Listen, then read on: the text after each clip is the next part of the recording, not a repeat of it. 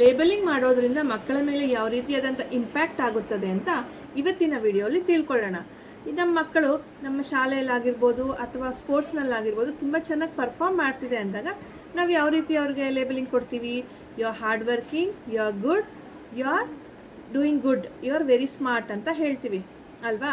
So ಅವಾಗ ಅದಕ್ಕೆ ಏನಾಗುತ್ತೆ, ಅವರಿಗೆ ಪಾಸಿಟಿವಿಟಿ ಜಾಸ್ತಿ ಆಗುತ್ತೆ, ತಮ್ಮಲ್ಲಿ ಅವರಿಗೆ ಜಾಸ್ತಿ ಕಾನ್ಫಿಡೆಂಟು ಬೆಳೆಯುತ್ತದೆ.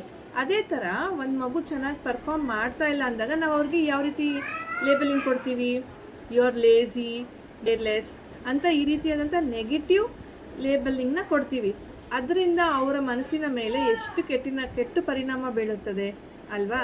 ಸೊ ಈ ರೀತಿಯಾದಂತಹ ನೆಗೆಟಿವ್ ಲೇಬಲಿಂಗ್ ಕೊಡೋದನ್ನು ಬಿಟ್ಟು ನಾವು ಅವರ ಪ್ರಾಬ್ಲಮ್ ಸಾಲ್ವಿಂಗ್ ಸ್ಕಿಲ್ಸ್ ಕಡೆ ಫೋಕಸ್ ಮಾಡಬೇಕು.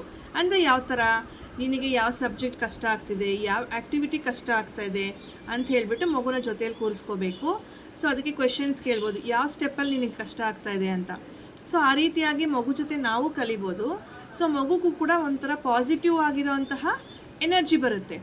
ಸೊ ಹಾಗಾಗಿ ನಾವು ಯಾವುದೇ ರೀತಿಯಾದಂಥ ಪಾಸಿಟಿವ್ ಲೇಬಲಿಂಗ್ ಎಷ್ಟು ಕೊಡ್ತೀವೋ ಅದೇ ಥರ ನೆಗೆಟಿವ್ ಲೇಬಲಿಂಗ್ನ ಕೊಡೋದನ್ನು ಸ್ಟಾಪ್ ಮಾಡಿ ಪಾಸಿಟಿವ್ ಲೇಬಲಿಂಗ್ನ ಕೊಡೋದನ್ನು ಜಾಸ್ತಿ ಮಾಡಿ. Thank you for watching. ಇದೇ ರೀತಿ ನನ್ನ ಫಾಲೋ ಮಾಡ್ತಾಯಿರಿ. ಇನ್ನು ಮೋರ್ ವೀಡಿಯೋಸ್ ನಿಮಗೆ ಸಿಗುತ್ತೆ.